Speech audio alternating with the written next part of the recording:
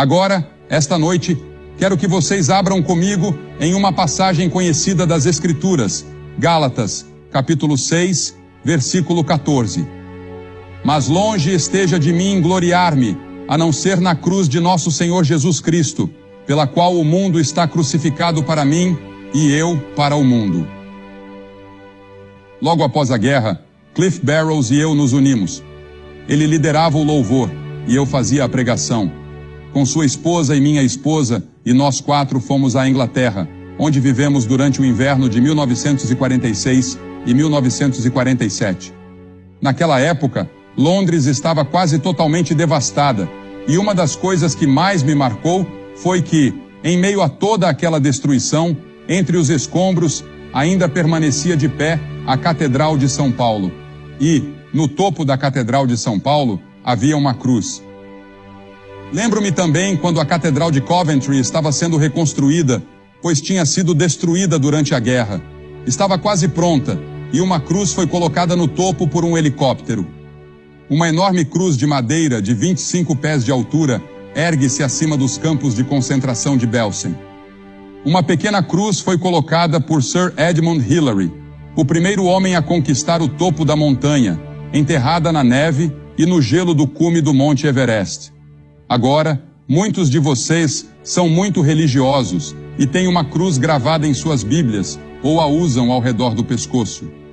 E a pergunta que quero fazer a vocês nesta noite é esta: o que a cruz significa para você? Porque todas as igrejas católicas e todas as igrejas protestantes têm uma cruz. Esta é a única coisa em que todos concordamos: a cruz. Todo o mundo cristão olha para a cruz. Porque Paulo disse que ele se gloriava nela mais do que em qualquer outra coisa no mundo. Paulo poderia ter se gloriado em sua educação. Ele era um dos homens mais instruídos de sua época. Poderia ter se gloriado na sua capacidade de falar várias línguas, pois era fluente em várias. Poderia ter se gloriado no fato de ser cidadão romano, mas não o fez. Ou poderia ter se gloriado em certas coisas sobre Jesus Cristo, além da cruz. Seu nascimento miraculoso e espetacular, nascido de uma Virgem Maria, ou o grande ensinamento de Cristo. Mesmo hoje, educadores dizem que nunca houve um professor como Jesus Cristo.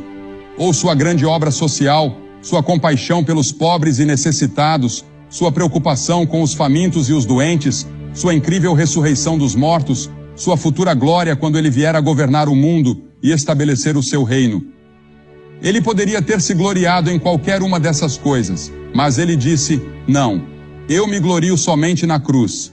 E ele disse: Deus me livre de me gloriar em qualquer outra coisa além da cruz. Mas por quê? Bem, quero que você pense por um momento e olhe para aquela cruz. Era a mais cruel de todas as punições, pois as vítimas às vezes ficavam penduradas ali por vários dias, levando dias para morrer. E nessa ocasião, estavam crucificando 3 pessoas, 2 ladrões, assassinos, e Jesus no meio deles. Os soldados entraram na casa da guarda e trouxeram Jesus com os outros 2 condenados. Eles foram açoitados 33 ou 39 vezes nas costas nuas, com tiras de couro com pedaços de aço nas pontas. Uma coroa de espinhos foi colocada sobre a testa de Jesus. Colocaram uma cruz sobre suas costas. A procissão começou. Jerusalém estava com uma atmosfera quase de carnaval naquela época.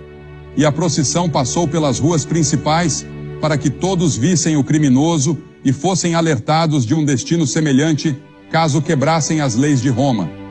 Uma grande multidão seguia. Apenas alguns amigos de Jesus estavam ali acompanhando.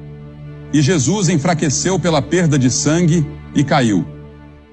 Então, Simão de Cirene, um africano, ajudou-o a carregar a cruz.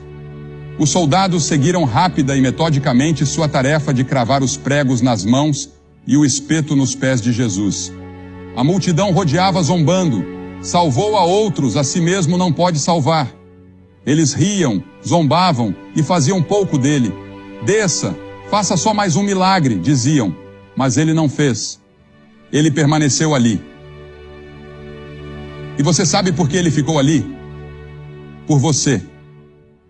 Porque ele amava você. Porque veja, somente em Jesus Cristo podemos encontrar o perdão dos pecados. Ele estava carregando nossos pecados na cruz. As pessoas me perguntam constantemente, ao escreverem para mim: há alguma esperança para mim? Cristo pode me salvar? Prostitutas, alcoólatras, ladrões, assassinos, prisioneiros, pessoas cheias de preconceito racial, pessoas que têm em seus corações o antissemitismo. Há esperança para mim? Pessoas que cometeram muitas coisas más, tanto publicamente quanto em particular. Há esperança para mim? Um bispo de uma igreja em outro país veio até mim certa vez, já faz alguns anos, e me disse que não acreditava que estava salvo. Ele disse: estudei teologia na Inglaterra. Sou bispo há tantos anos. E ele me disse quantos anos. Mas ele disse: tenho tantas dúvidas, tantas incertezas sobre se meus pecados estão perdoados e se estou indo para o céu. E ele me disse: vim até você para pedir que ore por mim e ore comigo. E muito simplesmente, eu falei com ele como se ele fosse uma criança pequena, como se nunca tivesse ouvido o Evangelho antes. Lágrimas começaram a correr por seu rosto. Conheço um homem em St. Louis, pastor de uma grande igreja, que foi convertido a Cristo enquanto pregava. Ele nunca havia conhecido Cristo, e de repente, o Espírito de Deus falou com ele. Conheço um homem aqui em Boston, pastor de uma igreja que estava morrendo, que tinha uma educação brilhante em um dos grandes seminários teológicos daqui. E sua pequena filha adoeceu, e ele pensou que ela estava morrendo. Ele disse: Senhor, se tu levantares minha filha, a partir de agora voltarei-me para a Bíblia e pregarei nada além da Bíblia, e aceitarei tua palavra como a palavra de fé. E foi o que aconteceu. Dentro de um ano, sua igreja estava lotada. Hoje, ele é pastor de uma grande igreja na Flórida. Alguns de vocês o conhecem. Paulo se gloriava na cruz, porque ela é o único caminho para a salvação. Nada mais pode salvar. A cruz é o único caminho. A Bíblia diz que existe um caminho. Há outros caminhos para a salvação. Ensinam muitos mestres que parecem corretos, mas que no final levam à morte. Há apenas um caminho, pela cruz. E essa é uma das razões pelas quais as pessoas não gostam de falar sobre a cruz ou sobre a exclusividade da salvação. Gostamos de pensar que existem muitos caminhos, existem muitos modos de adorar, muitas formas de orar, e Deus ouve as orações de todas as pessoas ao redor do mundo. Qualquer pessoa que clamar pelo nome do Senhor será ouvida. Mas há apenas um caminho delineado na Bíblia, e eu, como ministro do Evangelho, devo declarar a vocês o que o apóstolo Pedro disse. Não há nenhum outro nome debaixo do céu pelo qual devamos ser salvos. Jesus disse: eu sou o caminho, a verdade e a vida. Ninguém vem ao Pai senão por mim. Eu não disse isso, foi Jesus quem disse. Jesus disse, como já citei: entrai pela porta estreita, pois larga é a porta e espaçoso o caminho que leva à perdição, e muitos são os que entram por ela. Porque estreita é a porta e apertado o caminho que leva à vida, e poucos são os que a encontram.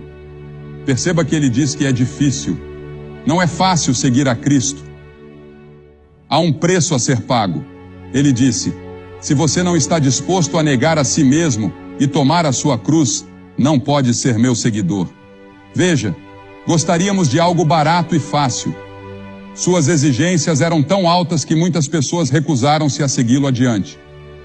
Elas iam até certo ponto e depois se afastavam, porque um dia ele se virou para a multidão e disse: contem o custo, contem o custo. Se você me seguir, isso significa que eu me tornarei o Senhor da sua vida. Se você me seguir, isso significa que você se tornará meu aprendiz, meu discípulo, e deve obedecer aos meus mandamentos. Você deve amar seu próximo como a si mesmo, se me seguir. Se me seguir, deve se preocupar com as necessidades do mundo. Se você me seguir, deve estar disposto a carregar sua cruz. Eu vou para a cruz. Serei executado. Isso significa que você deve estar disposto a voltar para a sua escola, para a sua casa, para o seu bairro e dizer às pessoas que você conhece a Cristo e permitir que elas vejam Cristo em você. Isso não será fácil, mas se você fizer isso, Ele estará com você. Ele não nos pede para vivermos a vida cristã sozinhos. Eu não consigo viver a vida cristã. Serei honesto com você. Eu não consigo.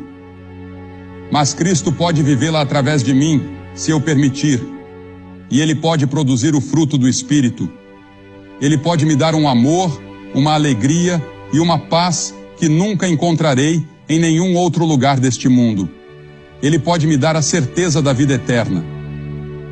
Jesus também nos advertiu de que nem todo aquele que diz Senhor, Senhor, entrará no reino dos céus, mas apenas aquele que faz a vontade de meu Pai, que está nos céus.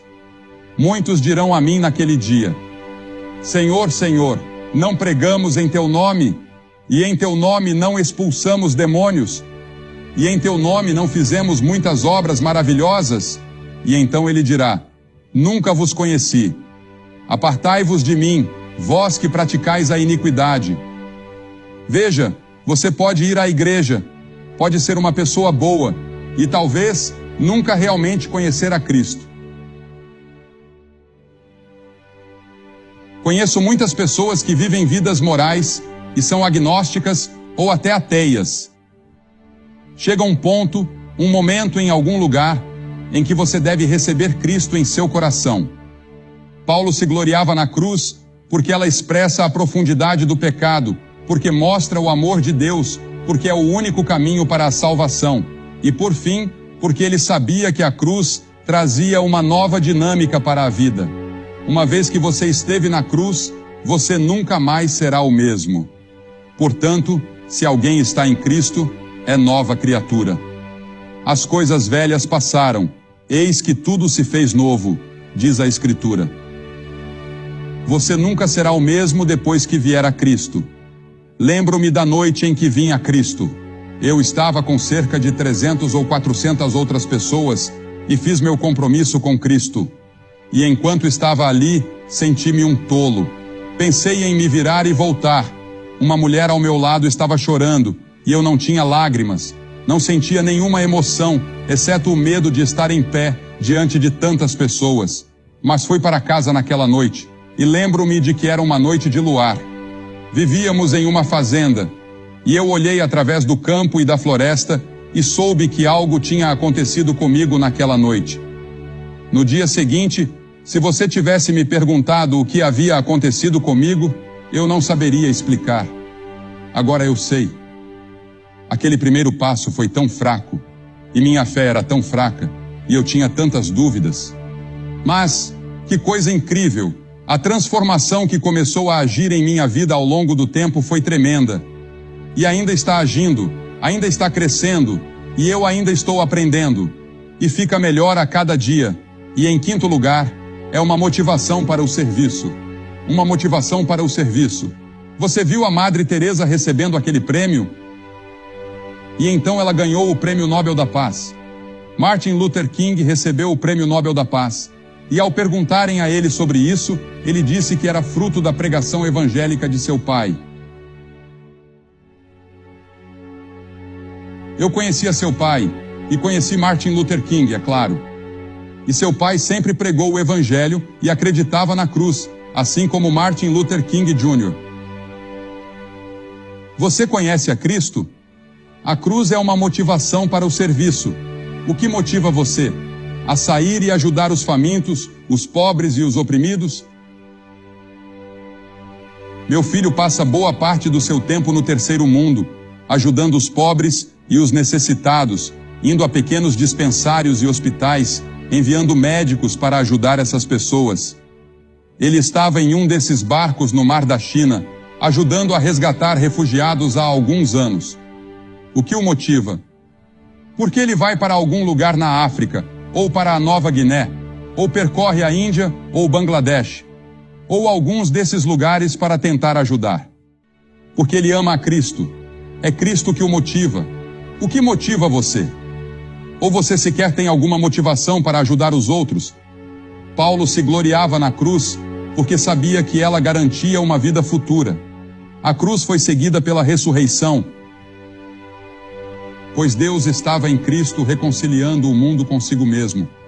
E a Escritura nos diz, em um grandioso hino no livro de Apocalipse, capítulo 5, e cantaram um novo cântico dizendo: Tu és digno de tomar o livro e de abrir seus selos, porque foste morto e com teu sangue compraste para Deus pessoas de toda tribo, língua, povo e nação, e para nosso Deus fizeste reis e sacerdotes, e reinaremos sobre a terra. Que futuro glorioso temos por causa da cruz. Alguns de vocês estão assistindo pela televisão. Pegue o telefone, ligue para o número que está aí agora, fale com a pessoa e conte sua necessidade. Compartilhe com ela e ela falará com você. Você pode encontrar a Cristo hoje à noite, ou encontrar ajuda para seu problema ou sua necessidade, seja qual for. Agora, qual foi a atitude da multidão que estava lá naquele dia? Cristo morrendo na cruz. Primeiro havia a atitude de apatia. Sentados, eles o observavam ali. Isso é indiferença. Muitos estão aqui esta noite completamente indiferentes ao que estou dizendo e ao Evangelho.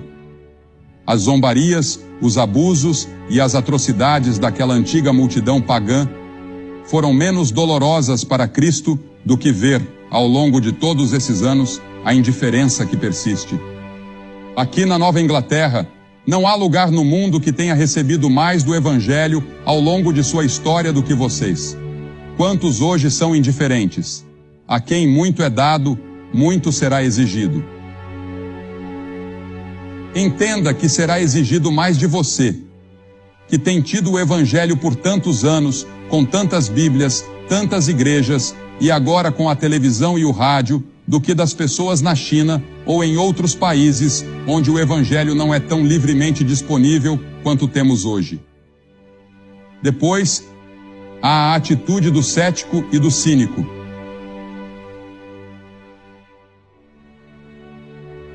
E os que passavam blasfemavam dele, meneando a cabeça e dizendo: Ah, tu que destróis o templo e em 3 dias o reedificas, salva-te a ti mesmo e desce da cruz. Há céticos aqui esta noite, eu sei disso. Muitos céticos já vieram às reuniões e tiveram suas vidas transformadas. Lembro-me de um grande cientista da Universidade de Minnesota que veio, cético. Mas 3 dias após aquele serviço, encontrou Cristo e se tornou um maravilhoso professor da Bíblia na própria universidade. E então, há a atitude que salva. Estavam junto à cruz de Jesus Maria, sua mãe, Maria, a irmã de sua mãe, e Maria Madalena. E havia a atitude do centurião que declarou: verdadeiramente, este é o Filho do Deus vivo. Minha esposa nasceu e foi criada na China. Em chinês, a palavra venha é escrita com 3 caracteres, cada um representando uma cruz com uma pessoa nela. Estamos traduzindo hoje à noite para o chinês, tanto o mandarim quanto o cantonês. A cruz, em todas as línguas, significa: venha para a cruz, encontre a salvação. Venha para a cruz e encontre a paz. Venha para a cruz e encontre o perdão. Venha é o convite de toda a Bíblia. Vinde a mim todos os que estão cansados e sobrecarregados, e eu lhes darei descanso. Venha para a cruz. Estou pedindo a você esta noite para vir à cruz. Você pode perguntar: o que eu preciso fazer? 3 coisas. Cristo pagou o preço na cruz. Ele ressuscitou dos mortos. Esse é o coração do que chamamos de boas novas, o Evangelho. As boas novas são que Deus ama você. Ele deu seu Filho para morrer por você. Ele perdoará seus pecados e lhe dará a vida eterna esta noite. Você não precisa esperar até amanhã. Esta noite. Isso é o Evangelho. mas você precisa recebê-lo. Como você o recebe? Primeiro, arrependendo-se do pecado. Isso significa virar, mudar seu pensamento, mudar sua mente, mudar sua atitude e seu modo de viver. Deixe que Cristo assuma o controle de sua vida. Isso é arrependimento, dizer a Deus: pequei e estou arrependido. Perdoa-me. Isso é arrependimento. Mas então, você deve recebê-lo pela fé. E essa palavra fé pode ser um obstáculo para você. A fé significa que você se entrega totalmente a Cristo. Assim como estou em pé neste palco, com meu corpo comprometido com este palco, você deve se comprometer totalmente com Cristo. Toda a sua esperança está nele, e somente nele. Ele se torna aquele em quem você confia totalmente e completamente para a sua salvação. Certa vez, um pastor estava pregando sobre o ladrão na cruz, e um homem da congregação gritou: "E quanto ao ladrão na cruz?" E o pastor rapidamente respondeu: "Qual ladrão? Pois veja, um morreu perdido, e o outro morreu salvo. E essa é a única história de arrependimento de última hora em toda a Bíblia. Então, é melhor você não esperar. A Bíblia diz: hoje é o dia da salvação, agora é o tempo aceitável." Em nenhuma parte da Bíblia há a promessa de um amanhã. E Jesus disse que você deve fazer isso publicamente. Ele disse: "Se você não estiver disposto a me reconhecer publicamente diante dos homens, eu não o reconhecerei diante de meu Pai que está nos céus." É por isso que peço às pessoas para virem à frente publicamente.